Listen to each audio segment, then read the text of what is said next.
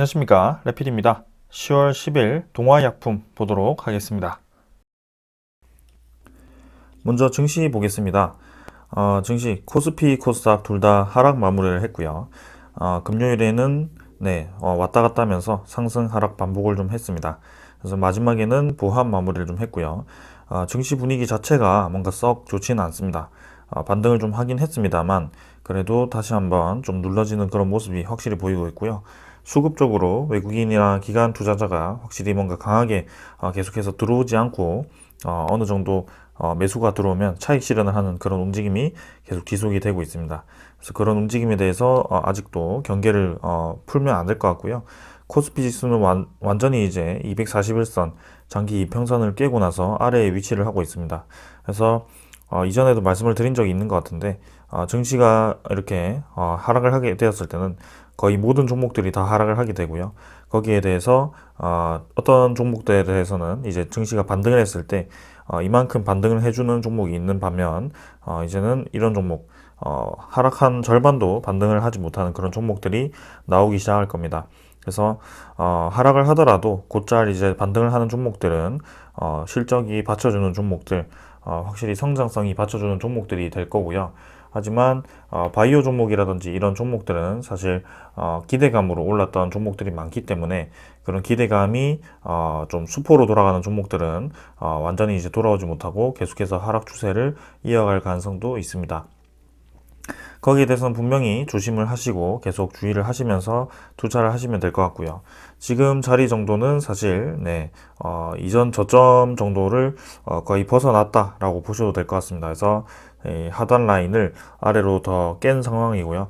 5일선과 21선, 60일선이 거의 뭐 역배열로 완전히 꺾여버렸죠. 전부 다. 그리고 증시 거래량 자체가 계속 죽어 있는 상태입니다.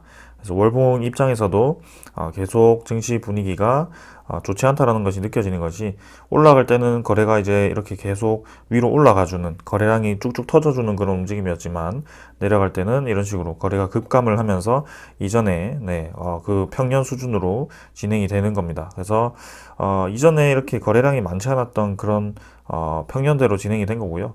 이건 이제 유동성이 이만큼 풀렸기 때문에 그만큼 거래량이 늘어났던 겁니다. 그래서 이만큼의 유동성에 대해서 지금 이제 서서히 이제 매도로 빠지기 시작하는 거고요. 거래량이 죽었다라는 자체가 이 많은 유동 물량이 묶여 있다라는 겁니다. 그래서 거기에 대해서 지금 증시가 계속 하방으로 진행될 가능성이 충분히 있고요.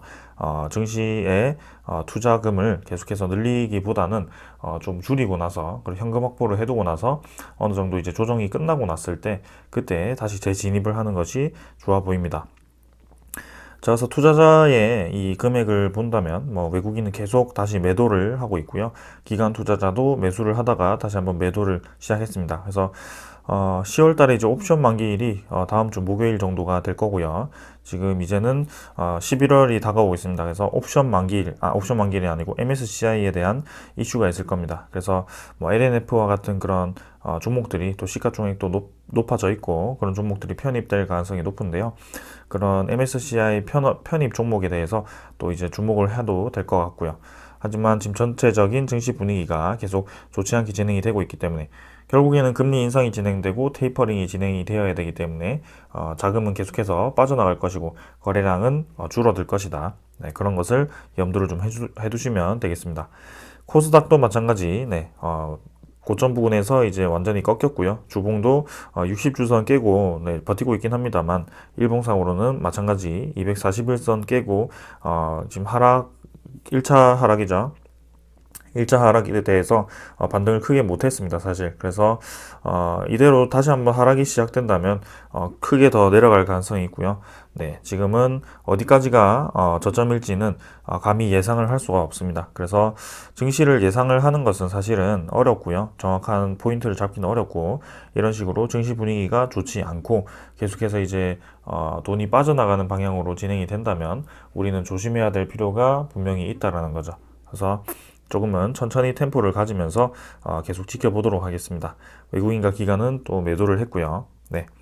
그 다음에 아까 처음 화면이었고 환율 보겠습니다. 환율은 1196원으로 계속 올라가고 있죠. 그래서 이전부터 241선 돌파했을 때부터 제가 환율에 대해서 상승을 계속 말씀을 드린 적이 있습니다.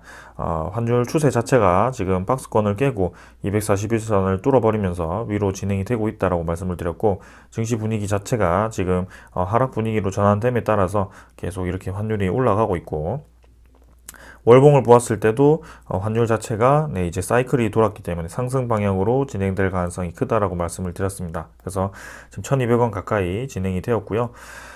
이제는 미국의 금리 인상도 예상이 되고 있기 때문에 계속해서 환율이 올라갈 가능성이 크다라고 생각을 합니다. 그래서 환율이 올라가게 되면 우리나라 증시는 가치가 떨어질 수밖에 없고요. 반대로 이제 미국 증시가 사실 가치가 올라가게 되는데, 테이퍼링에 의해서 자금이 빨려 들어간다면 사실 또 미국 증시도 전체적으로 내릴 수 있습니다. 그런 것에 대해서 생각을 하시면 되겠고요. 자, 오늘은 이 정도로 보고 증시는 이 정도로 넘어가겠습니다. 그리고 종목 보도록 하겠습니다. 동화약품 보겠습니다. 하락했다, 상승했다, 뭐 계속해서 반복하면서 결국에는 마지막엔 또 떨어지면서 마무리를 한 것 같습니다. 2만 원을 계속 돌파를 시도를 하고 있는데요. 생각보다 쉽게 좀 올라가지 못하는 모습인데요. 확실히 그래도 고점을 조금씩 동화약품이 높여가는 그런 모습이긴 합니다. 하지만 여전히 이 2만 원 초반대죠. 2만 1,000원, 500원 정도를 고점으로 해가지고 그 전에 2만 원 선을 지금 계속 꼬리를 달고 눌리는 모습입니다. 하지만 21선 자체는 지금 추세가 위쪽으로 점점 이제 상승으로 추세가 전환이 되고 있고, 241선을 돌파한 이후에 그래도 꽤나 이제 상승을 한 상황입니다. 자, 그래서 분명히 지금 거래량이 점진적으로 증가했다가 줄어들었다, 점진적으로 증가했다가 줄어들었다, 이렇게 반복을 좀 하고 있는 상황인데요. 21선 추세는 계속 지키면서 어느 정도 뭔가 완벽한 상승 출발 전에 좀 매집이라는 그런 느낌이 들기도 하고, 좀 장세를 따라서 가는 것 같기도 하고 조금은 애매합니다. 하지만 확실한 것은 이전에 없던 그런 돌파 구간이 나왔다라는 점이고요. 이전에 없던 거래량이 계속해서 터져주고 있다라는 점입니다. 지금 이제는 백신을 넘어서서 백신 이후에 경구용 치료제가 지금 이제 나오고 있는 상황이고요. 머크사의 그 경구용 치료제가 임상 3상 결과가 지금 나오고 있죠. 어느 정도 효과가 있다라고 얘기를 했는데요. 오늘 또 부정적인 소식이 하나 있습니다. 그건 이제 좀 이따가 보도록 하고요. 분명히 경구용 치료제도 이제 하나 둘씩 나오게 될 텐데, 아직까지 긴급 사용 승인이 된 뭔가 그런 경구용 치료제는 공식적으로는 없는 것 같습니다. 그래서 1호 치료제가 나오더라도 2호, 3호 이렇게 치료제가 계속 나와야 되는 상황이고요. 1호 치료제가 나오더라도 가격이 원체 비싸기 때문에 분명히 이제 지금 상황에서는 경쟁력이 어느 정도 있다 라는 점입니다. 그리고 동화약품 한 가지를 짚어봤을 때는 지금 증시 자체는 굉장히 크게 떨어지고 있는 그런 추세를 타고 있는데요. 특히 이제 바이오 종목 중에 하나인 동화약품은 지금 오히려 21선 추세를 태우면서 우상향을 그리고 있다는 점입니다. 이런 점을 보았을 때는 일반적인 다른 바이오 종목, 특히 백신 관련주 혹은 뭐 경구용 치료제 관련주랑 완전히 다른 추세를 지금 그리고 있는 상황이고요. 분명히 무언가 그 부대소니드 관련주라고 이제 또 인식이 되기도 하고, 그 부대소니드에 대해서 미국 쪽에서도 지금 사용 승인이 나와야 된다라는 얘기가 계속 나오고 있는 것 같은데요. 거기에 대해서 확실히 뭔가 이 동화약품의 코로나 경구용 치료제에 대한 기대감이 어느 정도 있는 것 같습니다. 그래서 이런 식으로 계속해서 주가가 받쳐지는 것 같고요. 21선 추세에 깨지 않는 선에서 계속 이렇게 밀어 올린다는 것은 조금 더 기대를 해봐도 되지 않을까라는 그런 생각을 해봅니다. 자, 그래서 계속해서 지금 지켜볼 거고요. 오랫동안 잠자고 있다가 이제 출발을 시작했기 때문에 어디까지 올라갈지는 사실 잘 모르겠습니다. 하지만 이런 장 분위기라든지 바이오 종목 특성상 조금 위험할 수도 있지만, 이 동화약품이라는 것은 원래 우리가 후시딘 이런 거 아시죠? 그 다음에 가스 활명수 그런 제품들을 판매하고 실적을 이제 좀 증가시킨 그런 기업이기 때문에 매출이 한 3천억 정도 되고요. 그 다음에 영업이익도 한 10% 정도가 나오게 되는 아주 뭐 안정적인 기업이라고 볼 수 있겠습니다. 그래서 사실 타 바이오 기업과는 조금 차별화된 기업이기도 하고요.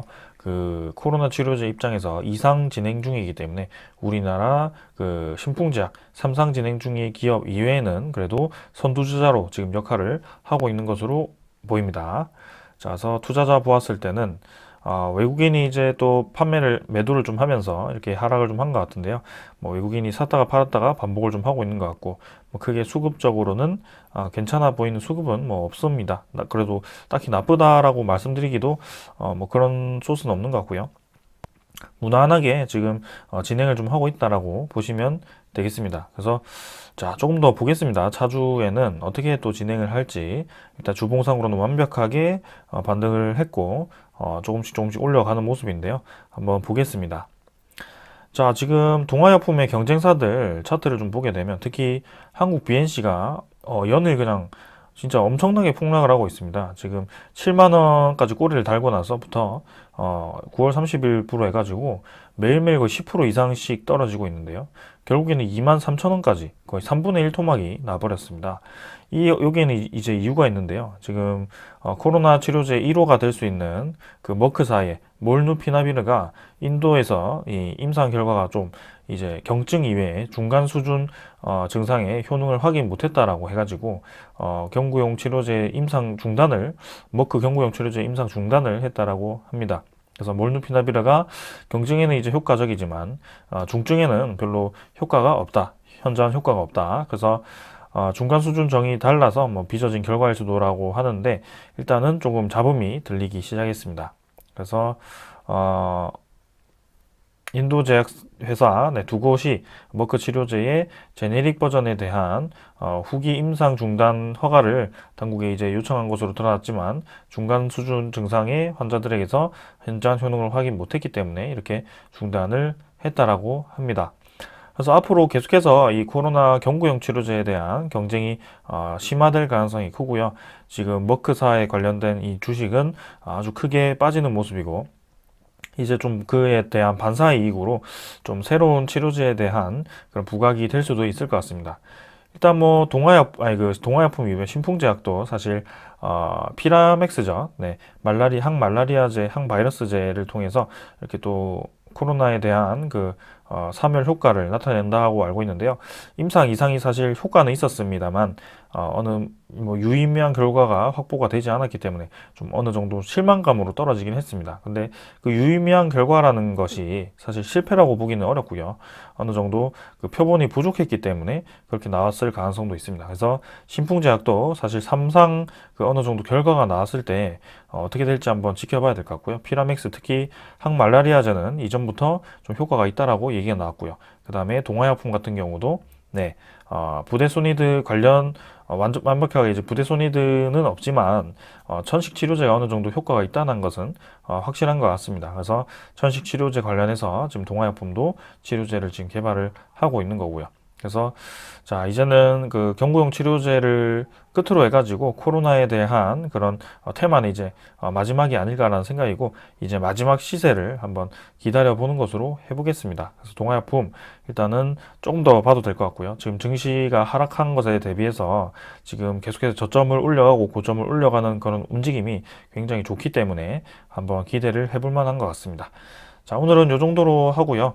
네, 동화약품에 대한 그 소식은 계속해서 전해드리도록 하겠습니다. 자, 오늘 여기까지 하겠습니다. 감사합니다.